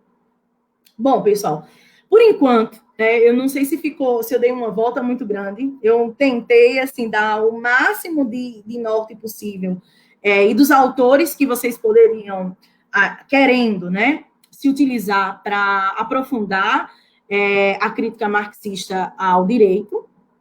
Eu espero que tenha dado, né, tenha percebido o exemplo do direito de resistência como direito humano e até então compreendido como direito constitucional e a crítica em relação a isso. Veja que o direito de resistência não foi, na verdade, consagrado na Constituição, né? As pessoas não quiseram positivar o direito de resistência e percebam que o direito de resistência como direito humano, hora ou outra, né, foi consagrado, foi retirado, foi criticado, né, e que necessariamente, né, o direito de resistência foi, ao final do meu trabalho, entendido não como essencialmente um direito, mas como um fato, né, jurígeno, que pode acontecer, pode não acontecer, pode, na verdade, legitimar pós-factum, né, um determinado estado de coisas. Então, é isso. Eu fico aberta agora a perguntas, né, a considerações que vocês tenham, porventura, né, vocês tenham de críticas, enfim, de reflexões. É isso. Eu acho que eu já... vocês me deram tempo demais e eu disse, olha, não me dá muito tempo, que quando eu começo o tirinete, eu não acabo nunca mais. Não, professora, que é isso, a exposição foi perfeita, só elogios. Inclusive, o Fernando Menezes aqui está perguntando qual é o livro que Marx faz a crítica aos direitos humanos. Essa aqui, ó. Eu tenho uma versão muito antiga, minha gente, mas é porque a nova, que era da Boitempo, eu emprestei. E aí, aquela história, né? O besta que empresta. Porque depois o povo nunca que devolve. Mas, ó, essa é a versão mais antiga. Que na época de estudante, povo muito lascado, e vocês sabem como é, eu comprei, que era da Expressão Popular, que era bem baratinha. Aí, meu povo, deixa eu aqui ver. Esse livro aqui, ó, Para a Questão Judaica. É o primeiro livro que, digamos assim, eu li que ele traz essa reflexão. E é um dos primeiros livros mesmo, assim, da construção teórica de Marx, que ele vai fazer essa crítica aos direitos humanos. A gente pensa, e as outras pessoas imaginam, né, que a esquerda vangloria os direitos humanos, né, quando, na verdade, só, né, faz a crítica, porque não entende necessariamente que os direitos humanos são direitos de burgueses, né? São direitos construídos para consolidar e para legitimar esse Estado burguês. Né? Obviamente, dentro da própria contradição e mediação, serve como mecanismos, né, de suprir as carências reprodutivas, né, através dos direitos sociais, como eu coloquei para vocês. Né, na disputa de classe, né, consegue acirrar e conquistar alguns direitos, né, obviamente. Mas, essencialmente, a crítica é porque é construída a partir da lógica do Estado burguês. Né? A gente pensa que as assessores socialistas só defendem os direitos humanos, quando, na verdade, não. E aí é nesse livro, tá? Mais adiante, Marx vai aprofundar, né, essa crítica. E aí encerra no Capital. Né? O Capital não sei se vocês lembram na parte da minha fala, que ele dizia assim, que as mercadorias, né, não vão sozinhas ao mercado, né? Os homens é quem leva essas mercadorias. E aqui, mercadoria, entendida mesmo, essa que a gente vai ter a mais-valia, que a gente vai ter o lucro, enfim. Então, essas mercadorias, elas não vão sozinhas, né, no mercado. O homem é que tem que ir intermediando essa relação.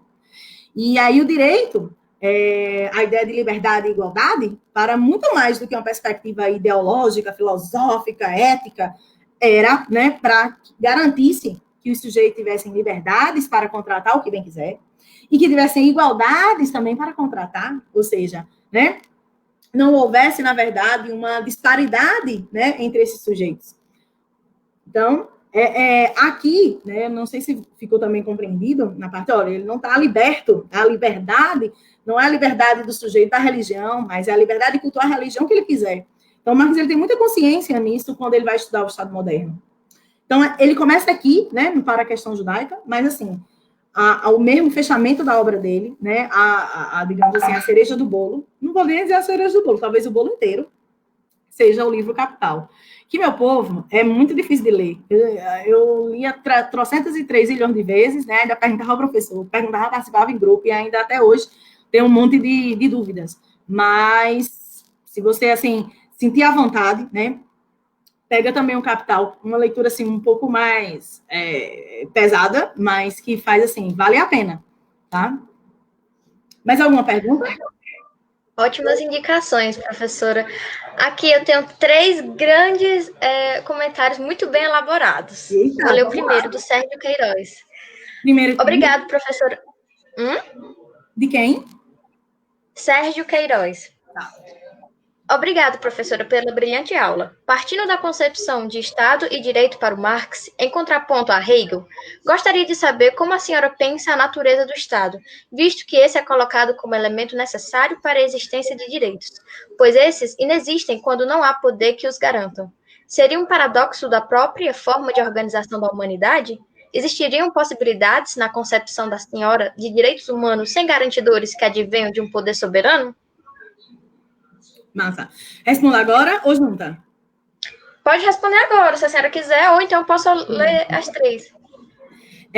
Eu acho que eu consigo compreender, né, a natureza do Estado, resumindo assim, em uma frasezinha bem senso comum. É quase um mal necessário, né?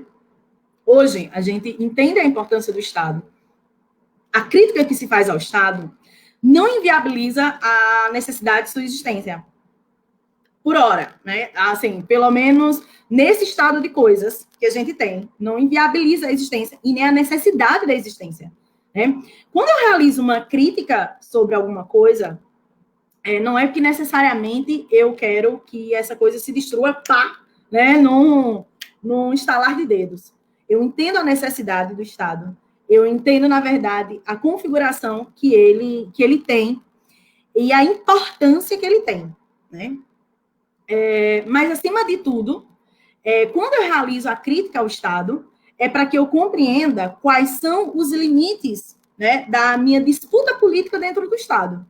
Né? Que eu não perceba, por exemplo, que o Estado é o lugar necessariamente de transformação, mas que é o lugar, por exemplo, de consagração ou da possibilidade de disputar minimamente direitos básicos. Quando eu falo de direitos humanos, eu sempre digo isso para os meus alunos, eu estou pensando sempre em duas palavras-chave, ou normas que me garantam sempre não discriminação e dignidade humana.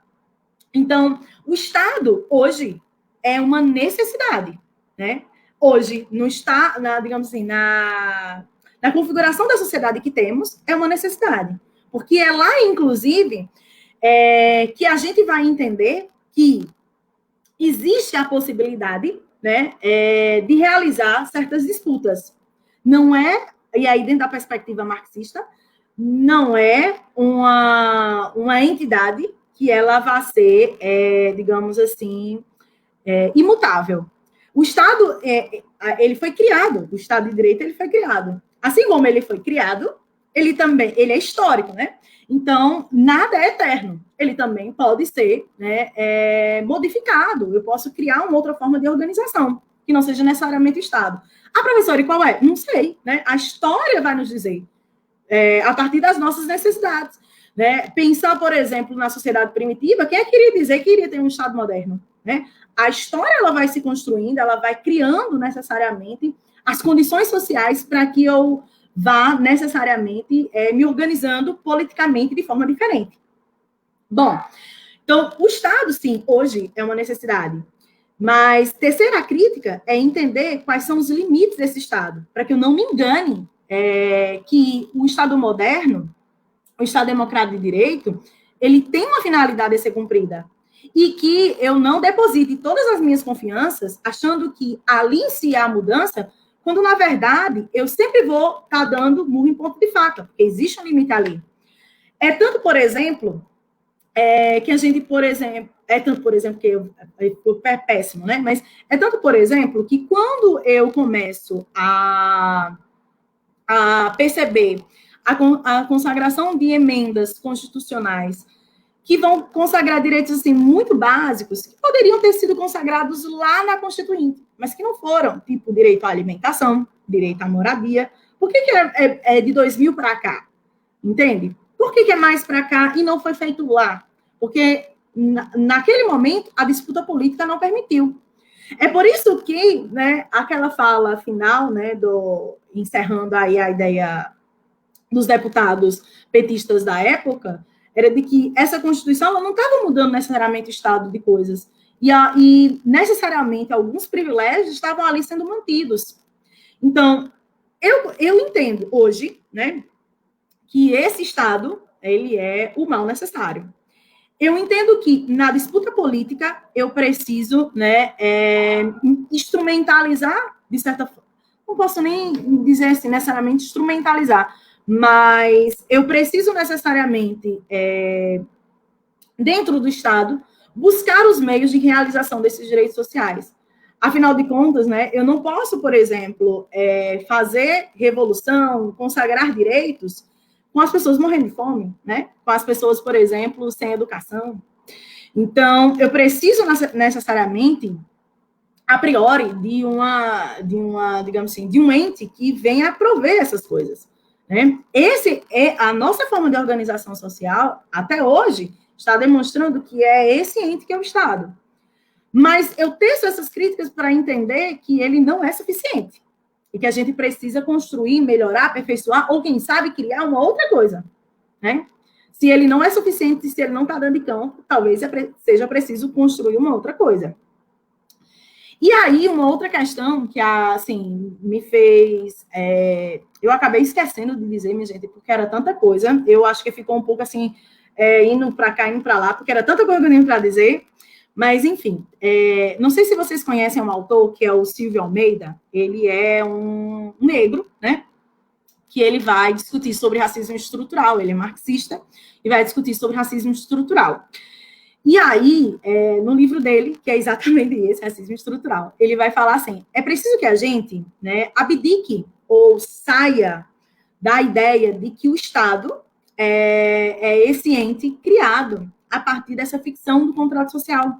Porque a gente pensa nisso, né? E aí a gente pensa e a gente tende a achar que é a melhor forma de organização.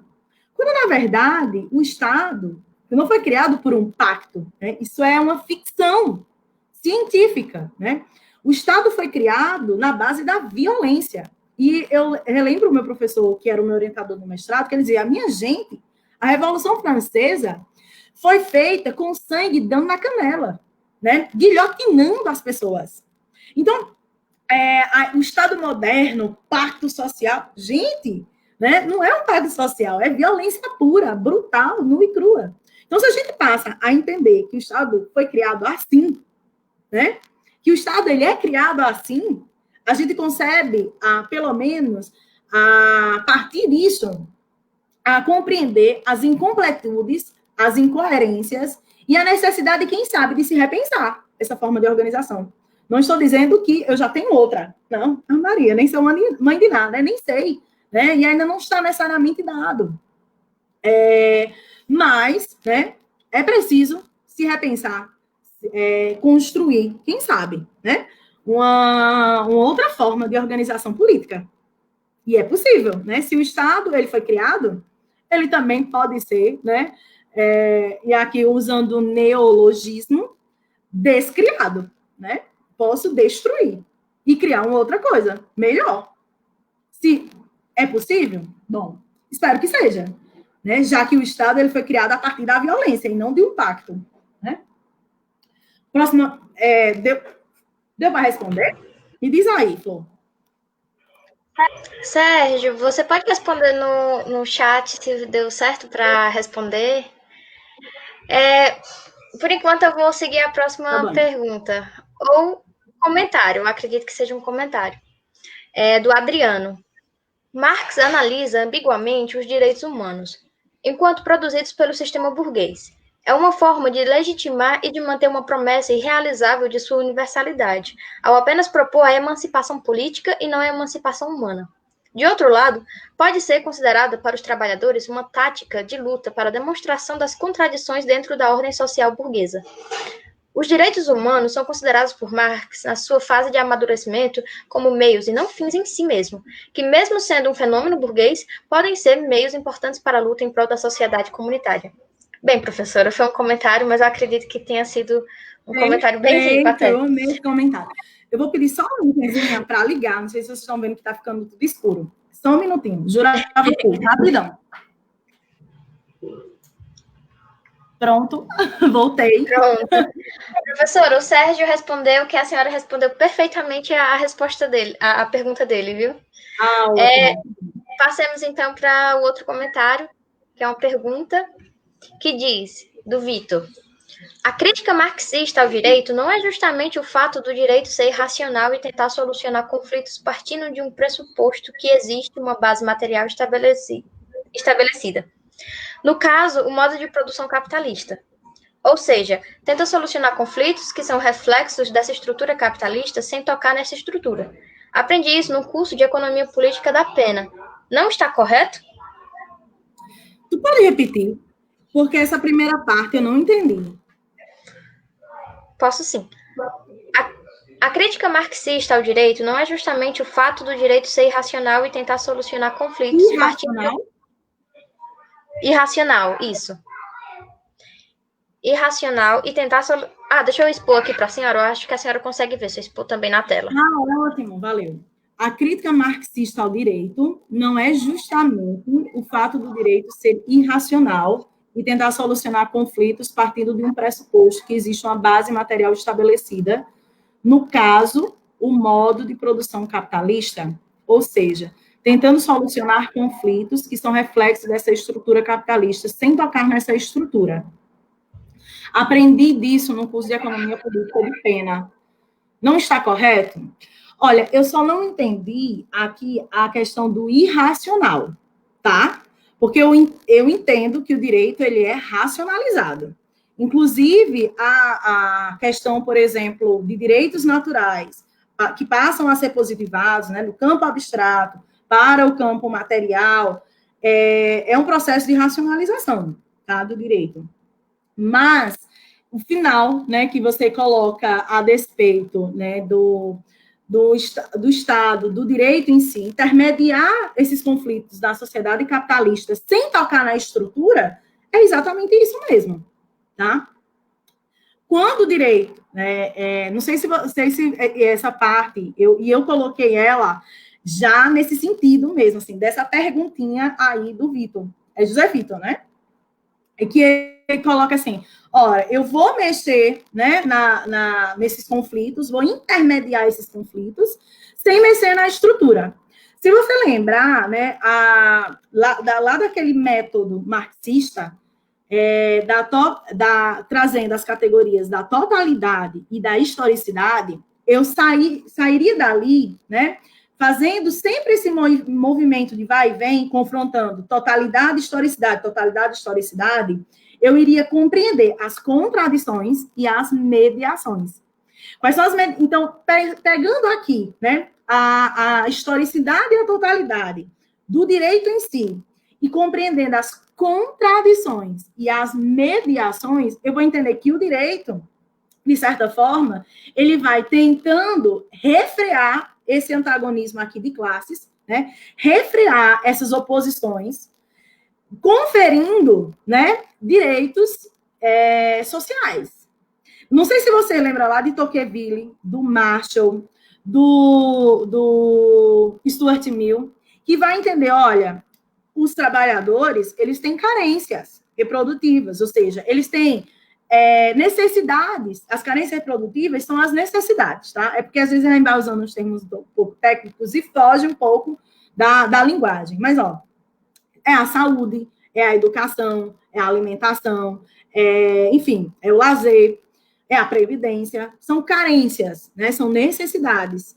Bom, como é que o direito vem refreando esses antagonismos? Através, inclusive, do próprio Estado, né? O Estado que edita o direito, então, vai refreando esses antagonismos a partir do direito, consagrando, né?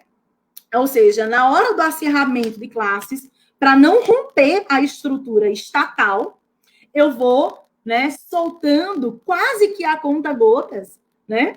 Muitas vezes assim, quase que a conta-gotas, o processo de consagração desses direitos, né? Então, perceba que o direito barra o Estado, né? Mas aqui nós estamos falando do direito, e aí pensar esse direito, tanto o nosso direito constitucional, quanto os direitos humanos como um todo, né? A gente vai entender como um processo, né, de refreamento desses antagonismos, né?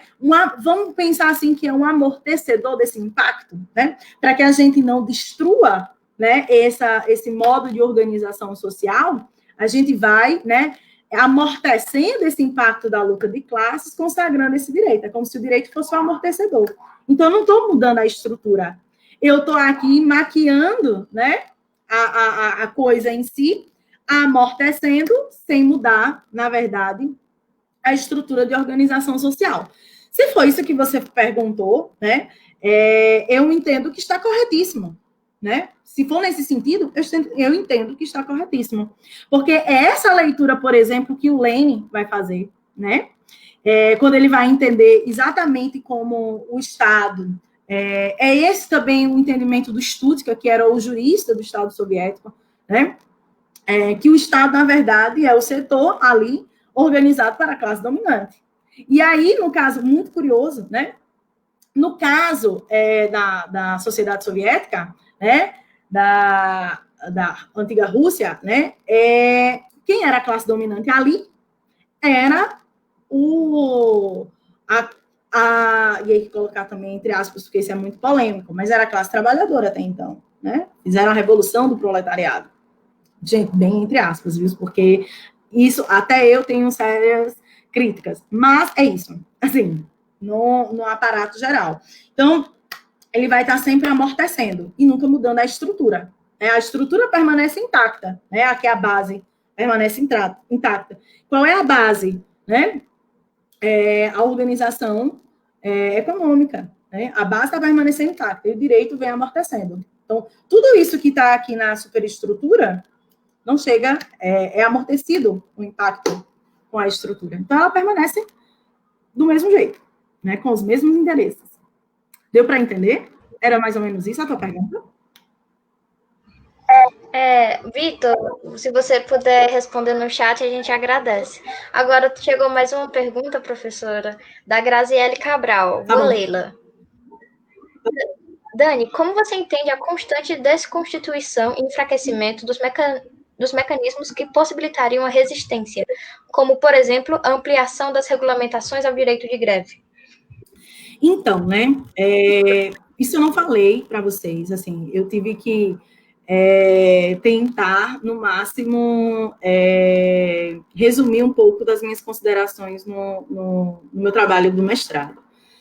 Mas uma das coisas que a gente trabalhou, né, junto com o meu orientador, é que o direito, na verdade, ele é um discurso legitimador e um discurso necessariamente ideológico, né? O direito, ele na verdade está dentro do campo ideológico. Não é o campo ideológico, mas ele está dentro do campo ideológico. Eu não posso reduzir direito a meramente ideologia, né? Mas ele está ali, né? Ele está conurbado, ele está interseccionado ao campo ideológico. E aí, quando a gente vê a retirada, na verdade, ou não vou falar nem retirada, né? Mas quando a gente vê a mitigação, né, de direitos sociais, a resistência, como eu tinha colocado para vocês na perspectiva de Busanello, é a greve, é a objeção de consciência, né, é a autodeterminação dos povos. Então, quando você vê ou começa a perceber a mitigação de direitos sociais, a gente percebe que, né, dentro desse campo de disputa política, dentro desse campo, na verdade, de acirramento de luta de classes, significa que nós estamos perdendo ideologicamente, narrativamente e no campo da concretude, das relações materiais de vida. Então, significa dizer que, neste momento, né, os nossos campos de resistência já não devem ser mais realizadas dentro do direito.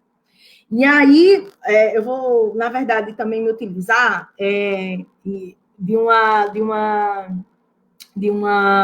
frase não, na verdade, de uma aula que eu assisti do professor Fábio. Não sei se vocês lembram que logo no início eu disse que eu participava de um grupo GEM, no curso de História da URCA, que era feita pelo professor Fábio José. Até hoje ele tem esse grupo. E aí ele dizia o seguinte, que determinados trabalhadores da construção civil estavam há muitos dias numa greve, né? E ele estava acompanhando nessa greve e tinha, obviamente, o advogado do sindicato. E a greve de muitos dias foi declarada ilegal, enfim, mas eles continuaram lá. Né? Disse que não ia arredar 1 centímetro na greve. E aí, eles, mesmo o ilegal continuando, e o tempo correndo, os juros, assim, correndo, enfim, né? E aí os grevistas ficaram muito preocupados, no sentido de dizer assim, quanto que a gente vai ter que pagar por isso, né? Por essa greve, o que é que o sindicato vai ter que pagar por isso. E se eles seriam presos, né? Porque eles não teriam esse dinheiro para pagar. O advogado, né, disse, não, né, assim, ninguém vai ser preso por isso, porque preso no Brasil, né, em razão de alimentos, mas, né, ninguém vai ser preso necessariamente por uma dívida. Aí eles disseram, e não, só questão de pensar alimento. Aí, pois então, a gente continua, né, na greve. Bota, né, esse dinheiro aí na conta do cão, e foi basicamente isso, e a gente continua na greve. O que eu estou querendo dizer com isso, né, com essa frase? Os mecanismos de resistência, né, tendo ou não tendo uma legislação que contemple, né, ou que pelo menos legitime, devem existir, né? Porque, assim, governos mudam, né? Perspectivas progressistas ou retrocessos políticos vão existir. E as atividades de resistência, né, que sejam legitimadas pelo direito ou não, elas devem continuar. Porque, inclusive, é isso que faz com que a gente construa a história e que sirva, inclusive, como base de herança para os próximos movimentos, né? Não sei se vocês lembram, mas eu toda hora que eu penso assim, na história do Brasil, revolta da Sabinada, revolta dos Malês, gente, isso não estava legitimado, né? E as pessoas mesmo assim fizeram, ou seja, nós temos herança de luta, né? As pessoas resistiram, os índios resistiram, né, ao processo de colonização, ao processo de escravização. Então, a resistência ela vai existir, independente de estar legitimada pelo direito ou não. A diferença é que quando está legitimada pelo direito, passa a ser um discurso favorável a quem resiste. Mas quando ela não está legitimada pelo direito, isso não deve ser um empecilho para que as pessoas passem a resistir. É tanto que a resistência, não sei se vocês lembram também, eu colocava para vocês lá na parte conceitual, né? O Rocha vai dizer que, o Rocha Fontenelle vai dizer que é um direito natural de você se insurgir contra toda forma de opressão ou de injustiça. Então, se você entende, né, que você tem que resistir e as pessoas devem resistir, eu acho que isso está muito mais, e como o próprio Rocha falou, é um direito natural. Está positivado ou não, né? Não entra necessariamente em questão. A Antígona, ela se rebelou contra o Édito de Creonte, né, que exatamente contrapunha a conduta dela, né, iria se contrapor à conduta que ela ia fazer. Então, a resistência existindo, legitimada ou não, ela deve existir. Então, é por isso que hoje a gente fala que direito natural é muito mais um discurso, né? É tanto que direito à propriedade, direito à segurança, direito à liberdade, resistência à opressão, lá no artigo 2º da Declaração de Direitos do Homem e do Cidadão, foi um discurso, né? E é um discurso. É tanto que é um discurso que a pessoa pode depois, né, se corrigir. É por isso que o direito de resistência foi retirado. Porque o direito natural, pelo menos dentro da minha compreensão, ele está muito mais dentro do campo discursivo. E como dentro do campo discursivo, eu posso colocar e posso estar retirando, me retratando do discurso que eu estou fazendo. Entende? Então, assim, obviamente, uma grande perda de legitimidade nesse processo de resistência, nesse processo de lutar contra essas opressões, com certeza. É uma grande perda, mas que essa perda discursiva, ela não venha a nos impedir de agir. Pelo menos essa é a minha compreensão, tá? Perfeito, professora, perfeito. O Vitor também respondeu, que a senhora respondeu a pergunta dele perfeitamente. Então, professora, eu só tenho a agradecer pela ótima tarde, pela ótima reflexão. Nós somos muito gratos pela sua presença aqui. E nós do GEDUF esperamos tê-la aqui novamente como palestrante no futuro. Tá certo? Eu queria só para encerrar, trazer um poema do Bertolt Brecht. Pode ser? Pode sim, perfeito. Na verdade, é um poema que vai nos mostrando a necessidade de resistir, tá? E eu também sempre termino com esse poema, porque são os 2 poemas que eu sempre recito, mas como eu sou péssima, né, de memória, eu ainda nunca decorei por completo. Então, eu vou tentar aqui compartilhar com vocês, tá? Esse poema do Brecht. Deixa eu achar aqui. Espera aí, só um minuto. Vou compartilhar aqui com vocês. Flor, tu me dá um feedback se vocês estão vendo essa tela preta? Quer dizer, essa tela branca com o card preto? Estamos sim. Ó, esse poema me lembra muito o sentido da necessidade de resistir, né? Resistir como um fato. Se a resistência não for um direito constitucional, não for um direito humano, que seja um fato, né? Que a gente consiga resistir às opressões, que a gente consiga resistir às injustiças, que a gente consiga resistir, por exemplo, a um direito que venha necessariamente a causar degradação humana, indignidade humana. Então, o Brecht diz o seguinte: primeiro levaram os negros, mas como eu não me importei com isso, perdão, eu não era negro. Em seguida, levaram alguns operários, mas eu não me importei com isso. Eu também não era operário. Depois prenderam os miseráveis, mas não me importei com isso porque eu não sou miserável. Depois agarraram os desempregados. Mas como eu tenho o meu emprego, também não me importei. Agora estão me levando, mas já é tarde. Como eu não me importei com ninguém, ninguém se importa comigo. Bertolt Brecht. Vou aqui interromper o compartilhamento e voltar. E é isso, no sentido que a gente se importe, que a gente resista a essas opressões, estando consagrado ou não, né?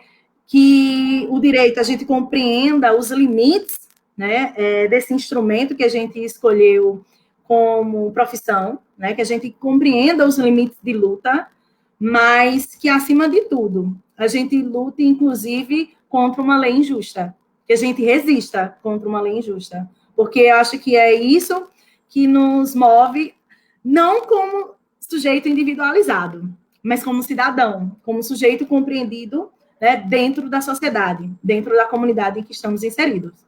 Então, é isso. Essencial, especialmente no período que nós estamos vivendo no Brasil e no mês como esse, que é aniversário da Constituição, né? Perfeito, perfeito. Muito obrigada, professora. Aqui no chat só tem elogios. Sua presença foi maravilhosa e nós só temos a agradecer. Para o pessoal que não conseguiu assistir a live hoje inteiramente, ou para quem perdeu, a live vai ficar disponível no YouTube do GEDUF, no nosso canal. É só pesquisar GEDUF e tem o link também normalmente aqui ou no nosso Instagram. E é isso, pessoal. Vamos encerrar agora a nossa tarde com essa professora maravilhosa que foi a professora Daniele. Oi, gente, um abraço aí bem apertado, né? E que estou aqui à disposição de vocês, viu? Para indicação de livro, se quiserem estudar a despeito dos direitos humanos, crítica marxista, assim, eu tenho o livro do Pachucanes, eu tenho o livro do Para a Questão Judaica, mas agora, por favor, né, volte. Eu empresto e volte, mas tenho o maior prazer, viu, de emprestar para todo mundo que queira conhecer, né, essa lista. Tá bom? Então é isso. Me coloco aqui à disposição de vocês, tá bom? Do grupo ícone acessível. Muito obrigada, professora. Então, pessoal, é isso. Muito obrigada por assistirem até aqui. Tchau, tchau.